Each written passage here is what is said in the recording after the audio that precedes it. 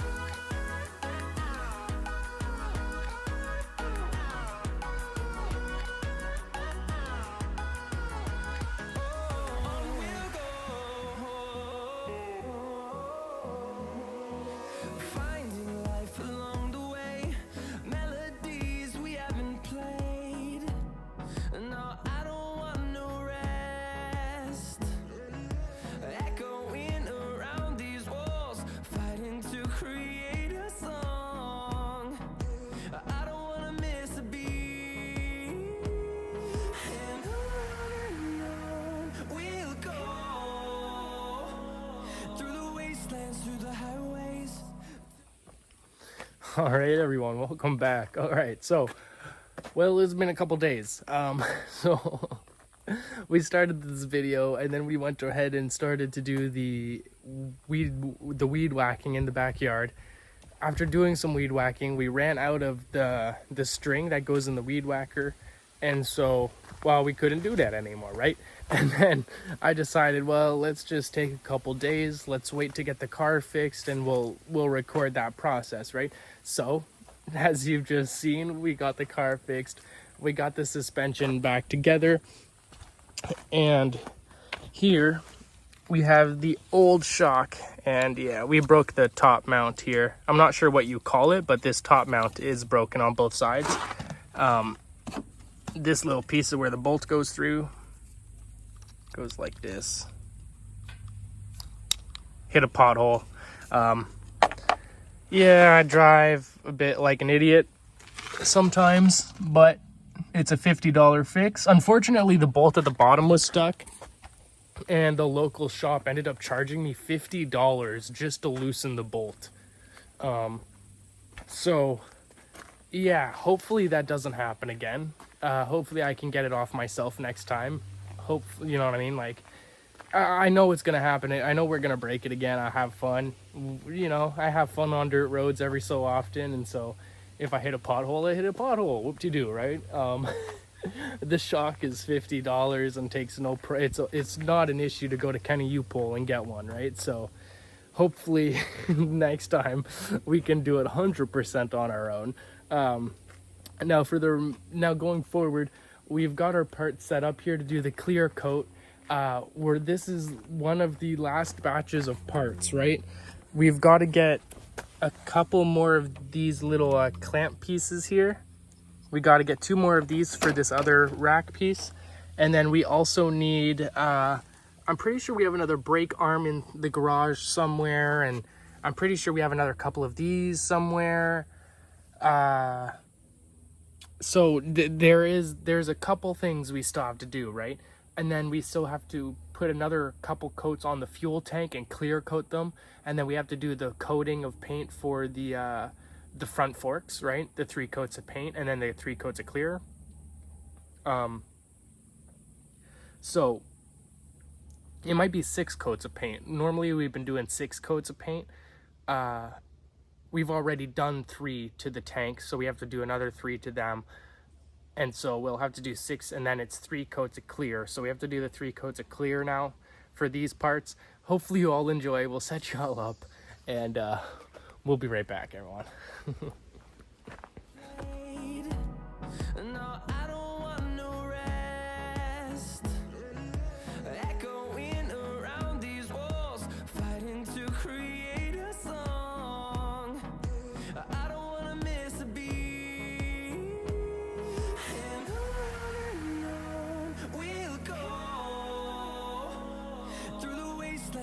highways till my shadow turns to sun rays, and on we'll go. All right, very quick update, everyone. We've got the first side clear coated 3 times for all our parts here. I'm very happy with the way they're coming out so far. All looking very nice. Still have the little outline of where the on-off thing was when painting.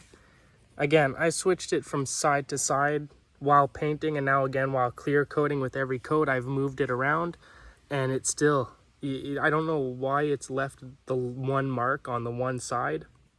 Whatever side I finished painting on, it leaves a mark, and then the clear coat hasn't touched that up at all. I'm sorry, I don't know what to do. Everything else is looking phenomenal. Look at that. Imagine this against the aluminum. My lord, it's gonna be so good against the aluminum on the brake hub. And then this, like these little arms, these support arms here, they go under the fender, under the rear fender to support it, like this, from the frame up to this frame at the bottom, fender at the top here. This is how they sit, and they support the frame, the fender and the rack, so that you can load more on it and it's not breaking. And they see quite a bit of wear being under the fender, so want to make sure they're good and covered, right? So now we're going to do the underside 3 times, but I got to let them dry for an hour or so before I flip them over. And then, of course, then we'll go ahead, we'll flip them over. Not sure. Oh, a part of the pallet stuck up through it. In an hour or so, we'll flip them over and do the other side. Hopefully you're all enjoying so far. I'll see y'all in a little bit. I'm very tired today. Hopefully it motivates y'all to get up. And yeah, we'll see y'all in a second. And on we'll go, through the wastelands, through the highways, till my shadow turns to sun rays. And on we'll go, through the wastelands, through the highways, and on we'll go.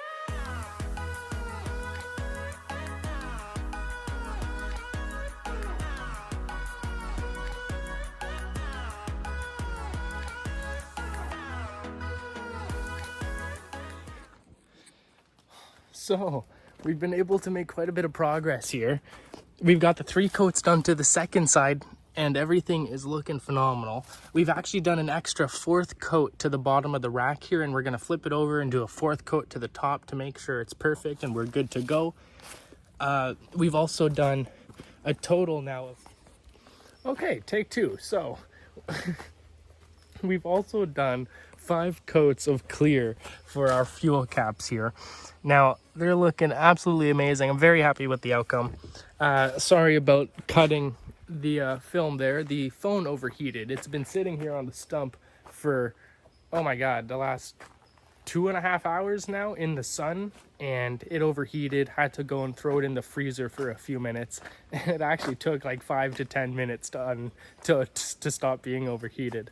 But hey, we're back. And in that time, look at this. We've done the last final coat for this side, right? And like, it's just, I'm so happy with it. So happy with it. Hopefully you're all enjoying the process so far.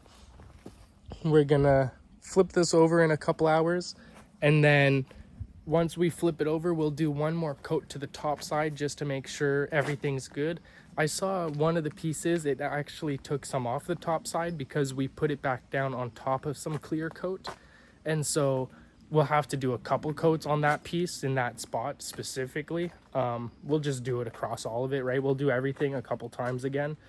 What we got to remember going forward is we're going to put all the parts on one tray, and we're actually going to wait, right? We're going to wait a couple hours, and then I'm going to honestly, we're not even going to use these trays. We're going to completely transfer to a different tray that doesn't have any clear coat on it at all, so that we can't have little issues like this happening where it's stuck to the clear coat that we sprayed on the rack and took some of the clear coat off, right? That's just not good. That's going to lead to the start. That's where the paint is going to start having issues first, right? So I really, I really want to try and get another couple layers of clear coat and make sure we protect everything and get everything fully done properly, and we don't leave anything to just, oh no. There you go. Yeah, I want to make sure we're doing our best, right? So we'll see how it goes. Thank you all so much for tuning in. We'll see you in a few minutes. And yeah, we'll be right back. Through the wastelands, through the highways, till my shadow turns to sun rays, and on we'll go. Through the wastelands, through the highways, and on we'll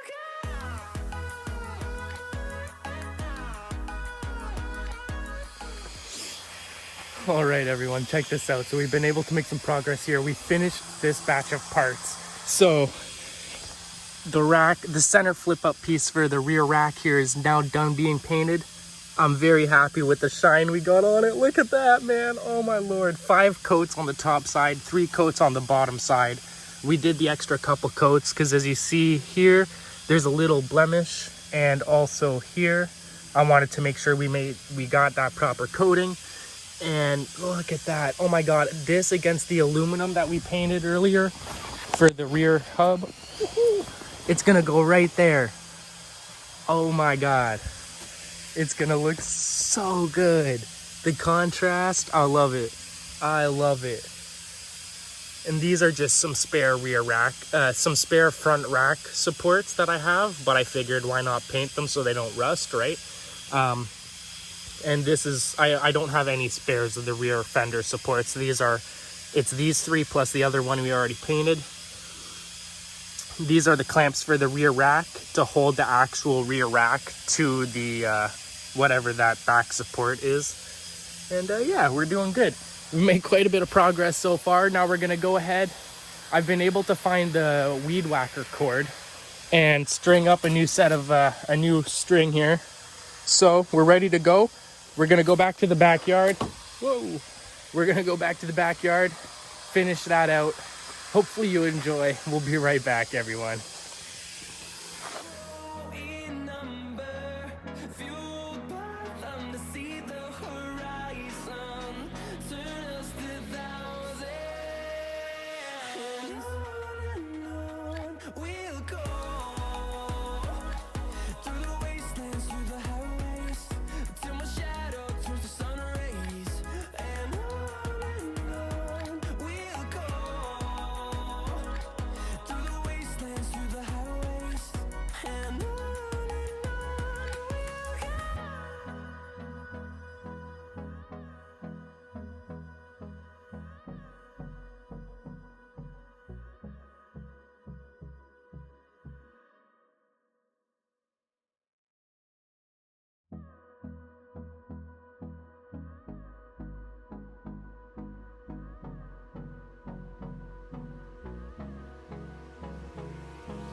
Hold me close till I get up. Time is barely up.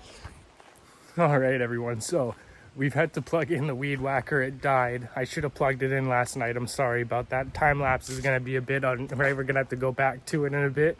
But in the meantime, I decided to just take some time here, and we've set up some pallets where we're going to be setting up the new shed.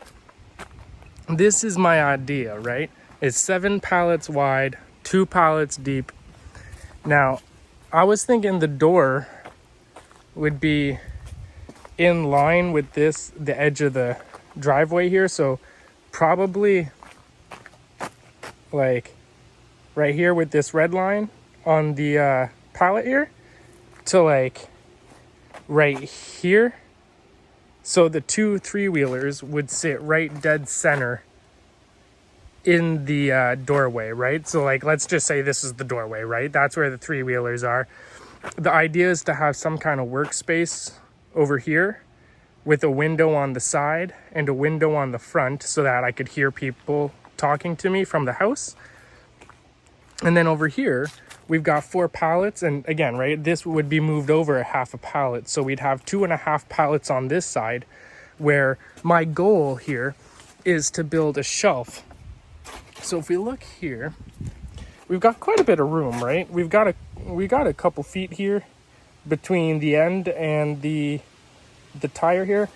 If we, right, and we got about a foot in between us and the tree. If we built the wall right at the edge and we built a shelf for firewood from the edge there to this halfway point, right, we could have 2.5 pallets wide shelving from floor to ceiling for firewood, and then we could have the 2 pallets wide along this wall, and then another 2.5 here along the front, right? So you could have a little U shape of firewood storage with the snowblower during summer and this lawnmower during winter in the center of it, right? As like, and we could even put, since we have a pool, we could put the water pump for the pool in there with the lawnmower during winter. It would be great for storage. We could also put the barbecue in there over winter. We could, it's gonna have a decent amount of space in that center area. We could probably put 2 things in there. And then again, right, that leaves us with machines in the center and then 2.5 over here, where that'll leave us space to have a workspace in the center for one of these machines here, or the motorcycle. And we could have some kind of, I was thinking a workbench along the front and the side, and then a shelving along the back wall for the parts. And then above the 3-wheelers, we would have a big workbench over the 3-wheelers. And well, not a workbench, but a big shelf. So basically, from like what I would do, I wouldn't make it like cover the 3-wheeler. It would probably stop like here or something. They'd probably stick out a little bit, so it would be nice and easy to grab onto the front rack, right, to pull them out. Probably just have it end here, so, you know what I mean? I don't know how I feel about having the front wheel sticking out, so maybe we just, you know, have have the shelf come out to like here, so that only this front bar sticks out, so you can easily just come over, grab this, not hitting your hand on anything. Super simple. Pull it out straight out of the shed, ready to use. And the motorcycle could easily fit on an angle here, so we could easily back the motorcycle into the shed overnight. That way nothing is in the garage anymore, right? And then on top of these 3-wheelers, like I said, there's going to be a shelf. I was thinking like put boxes and then another shelf, so we could have 2 layers of boxes or engines and whatever we decide to keep for our future projects. Any parts for the Yamaha, any parts for the Kawasaki, right? Anything that we're going to keep for ourselves, we could put above them. And then any parts that we're using for the actual projects could be in the corner with the actual builds. Hopefully this works out. Again, this is just a very quick, it took me probably 30 minutes to an hour to just quickly move everything around and set this up. So this is not how it's very quick, right? Very crude. We're going to be doing it differently, but it's just a quick idea of what I'm thinking. Maybe it's possible, maybe it's not. We're getting kind of close to this tree here, right? We're about a foot away from this tree and about a foot away from that big tree behind it. I don't really know how far we can go. We have this little tree here I could cut down, and that little one right behind it. Woo, right there, right? These 2 little trees could be cut down to make more space, like just so that we're not right up on the tree and it's not growing into the building. The idea is to make the platform so that it's slightly above the driveway, and we would have a ramp down about like 3 inches, 6 inches down to the driveway from here up to there. And so, but here's the thing, I'd like to have a front porch, right? And so even though this is a ramp here from this red line to this red line, all from here on would be a little front porch, I think. That's the ideal idea, right? So that way, like, the entire thing would butt up against here, but it would only be a little front porch that overhangs and doesn't actually go to the ground. we'd have a few posts that do go to the ground for the footings so that we could have an overhanging front porch. I don't know the legalities, the permits. I don't know how far we can actually take this, right? I don't know how, maybe we can legally only do this. And we just have to figure out how we can do this slightly better until we move, right? And then we have to take it down. I don't know. In our area, there's a lot of different laws based on different things because we're in the countryside, and they don't really want tiny homes. They don't want RVs. There's a lot of weird laws. You should be allowed to do things that you're not actually allowed to do for some reason. So I really don't know. We'll just see what we can do, and we'll go with it as we can. We'll see what my parents are okay with, of course, right? But for now, we've at least got something set up so that we have an idea as to what I want to do going forward. And not only that, but we still have a bit of painting to do. So now we have a better foundation to paint on that's not always moving around. So I'm not going to be tripping as much. It's going to be a bit better for that as well. Hopefully you all enjoyed this little process, this little update. We're going to go back to the weed whacking. We're going to get that done. And I think that's going to be the end of this video. But we might take the Yamaha out. We'll see what happens. Stay tuned, everyone. All right, everyone. Well, this isn't exactly going to plan today. I was hoping to get back to weed whacking by now, but it's been like an hour and a half and it's still not charged yet. So we're going to take some time out of the day and we're going to switch over to working on the Honda again. And basically today we're going to be taking out this mud flap here. We're going to take it off of this old broken panel and we're going to switch it over to our nice panel here. Now, obviously, we still have to clean it before putting it back on. We might use 3000 grit sandpaper around here. I really don't know if we should use 3000 or 5000 and go over it all. Oh, man, I'm so worried about going over it and messing anything up. Especially like here, like this all has a nice little pattern to it. I don't want to mess that up by sanding it down. Maybe I just do in between. I don't know. I've already started the sanding down process on here, but what I need to do is, if I scratch it, you can see some of it coming off. What I need to do is not sand it yet. We need to, right? I've already done this in the past. You saw it on video, but as you see, it's not done, right? It hasn't worked properly. We're going to need to take a razor and scrape it first, and then we're going to do the wet sanding. But that's on hold, right? That's something for a future project or possibly to sell to make some extra money, along with the original front fender for the 200S as well. It was just something extra we got with the extra frame and engine that we needed. And so, yeah, we're going to have to drill out each of these screws because none of them are willing to budge. I put a little bit of WD-40. I've tried everything. Nothing is working. So we're just going to have to drill them out. I've got new screws and bolts and washers to put in. And yeah, we're going to now swap these over. We'll set y'all up for a quick time lapse. Hopefully you enjoy. We'll be right back, everyone.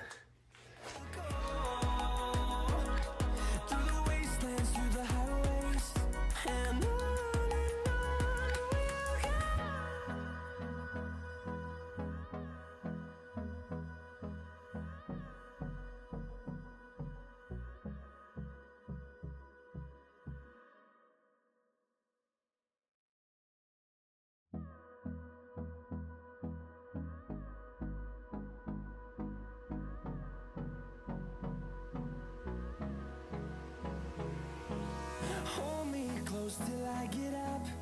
Time is barely on our side. I don't wanna waste what's left. The storms we... Alrighty, everyone. So we've been able to make some progress here. We got the mud flap swapped over. Now, unfortunately, it's not absolutely perfect. There's this little hole, as you see there, the light coming through. Someone had zip tied it to another panel. But other than that, it's perfect, right? So we were able to get the other screws out, and now I'm trying to bolt it on, but I didn't get the right stuff. So I need to get more washers. I need another washer for each bolt, and I need another bolt for this one. And then well, there's two, but one of them is in the bag to go back and make sure I get the right stuff. We also need to get 5 of them for the other panel to make sure the panel has matching bolts. Because I think it looks awesome, but it's only going to look awesome if they're matching, right? So, and it's just having no washer underneath it, the hole in the metal here, this metal plate has a hole in it, right? And it's not too big for the bolt, for the nut here, but it's just, I don't know. I think it'd be better if we put a washer on this side as well. And especially for here where there's no metal plate at all, it definitely needs a washer. And so we're just going to put washers all along. So yeah, there you go. We got our good panel with a good mud flap ready to go. Well, almost ready to go. We're going to get to doing some weed whacking now. Hopefully you've all been enjoying the process. We're definitely going to have to do some more work with these panels over time before we get to put them back together. I don't know if I want to swap this mud flap with the one on the other panel that has no defects on this side at all. That's a possibility, and that would give us a better finish for these panels, for this one trike. And then this panel, right? This is the secondary trike, the worst of the two. The worst panel we actually have. And so, but the mud flap on here doesn't have that little hole, right? So we could swap these out, but then I can't get these. This screw there's washers under the screws. And the problem with that is they've rusted. And so with these little screws, I can just push it through, have a slightly bigger hole, and then put a washer. But if there's already a washer, we're going to get a pretty big hole. So that just doesn't work. We could possibly swap the one from the other panel, but the underside of it isn't perfect. So I'm not sure if that's really the best option here. Right, we've got this little cut in it, right? So it's hard. We could flip it over and use this, and then we could easily just take out these 4 screws, replace the 5 screws, replace it with bolts, have a damn near perfect, and the only defect would be this little blemish. But it's one little blemish, right? Like, it's the other one only has one little blemish. What blemish is better, this or that, right? This one is more noticeable, I would feel like, on the top side, because you can see, right? You would most likely see it here, while that other blemish, you can just barely see it on the side, right? So I think the other one, we're just going to leave it, but I don't know. Maybe y'all can let me know down in the comments below. What should we do? Should we swap the panels, or do we swap the mud flap, or do we just leave it? I think we just leave it. And yeah, we'll get moving on and get some weed whacking done. Hopefully you enjoy.